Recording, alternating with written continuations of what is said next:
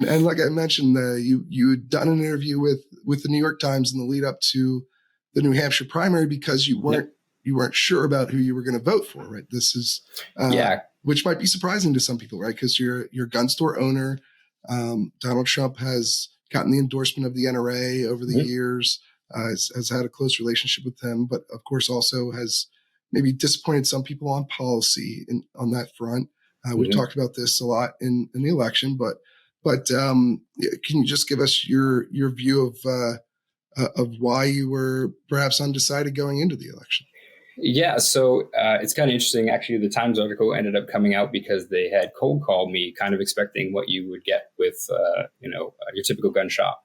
And when we started talking, they kind of realized that I was a little bit of a different voter than what they were used to when they had called stuff. So that's how we kind of ended up with the article there.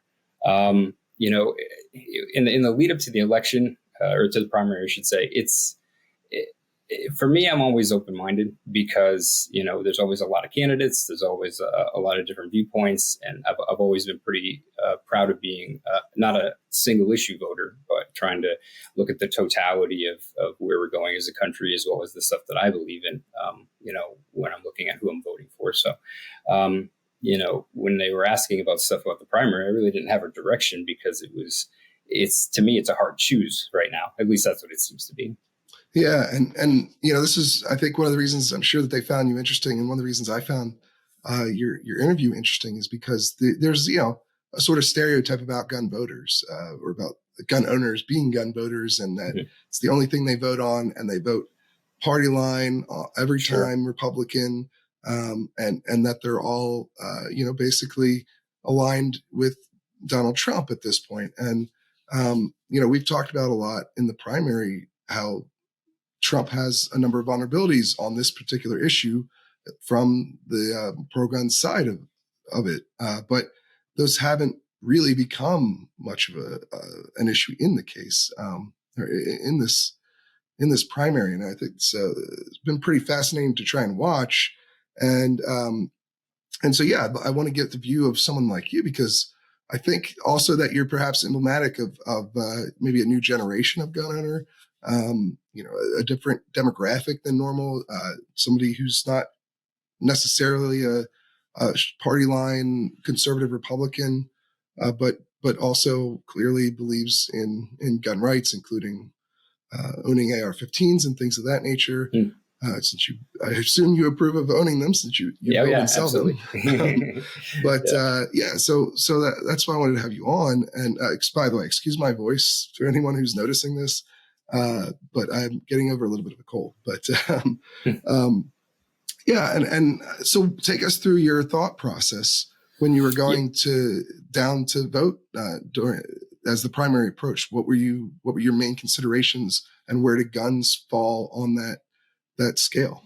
Yeah. So, in totality, I mean, the Second Amendment is absolutely one of the most important things to me, but it does not exist in a vacuum. There are a lot of hills that I'm willing to die on. If you talk to anybody, any of my friends or family who listen to me, get up on my soapbox, there's a lot of things that I'm passionate about, including the Second Amendment.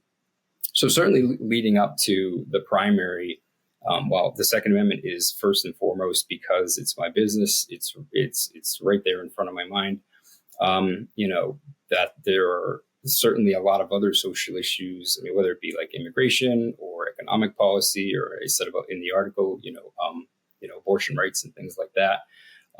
It becomes a juggling act because I'm not just a business owner. I'm also just a regular American. So, it is a lot of like constant calculations. Even right now, I've got the news on at the house, and always just kind of taking a look at what's going on throughout the day and what changes and what's brought up.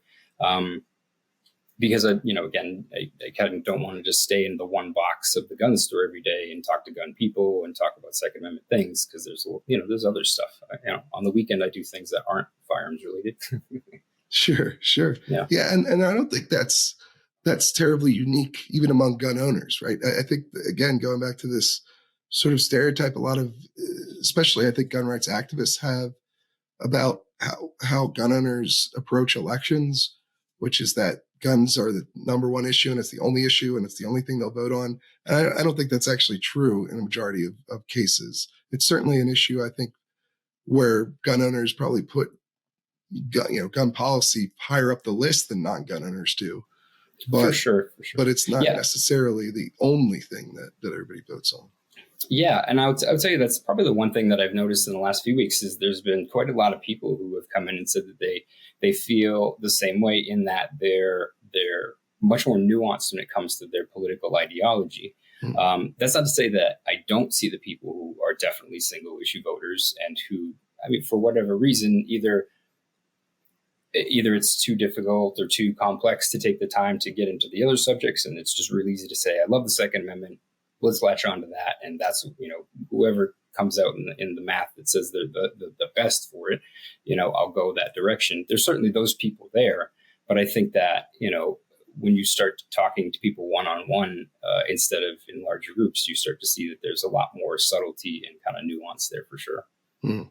And so, okay, so maybe guns wasn't your top issue when you went to vote in the New Hampshire primary.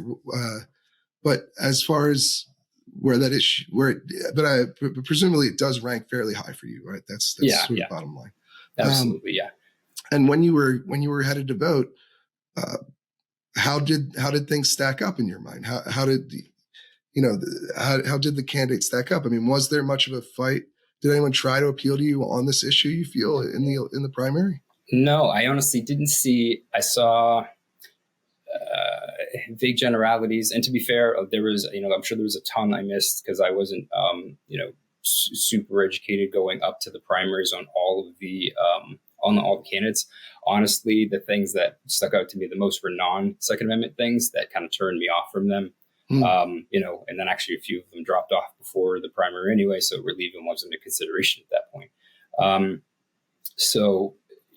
Honestly, I didn't see anything that was promising. And again, I've mentioned this before, is both sides have some really kind of terrible track records when it comes to the Second Amendment. And Donald Trump specifically, having to deal with the bump stocks and things like that. And regardless of how you feel about the item, that happened under him. Right. But I also see people who are very willing to turn a blind eye to that because he says he's pro 2A. So again, I think that's a little disingenuous, because if it was the other way around, I think people would hang their hat and say, this guy hates the Second Amendment because he did something like that. So I think there's an argument to say that maybe being a little bit more objective and thinking critically about what the actual track record is, or what they're purporting to be about, those things those need to align. And if not, then it's just a net zero for me, or it's a negative or positive.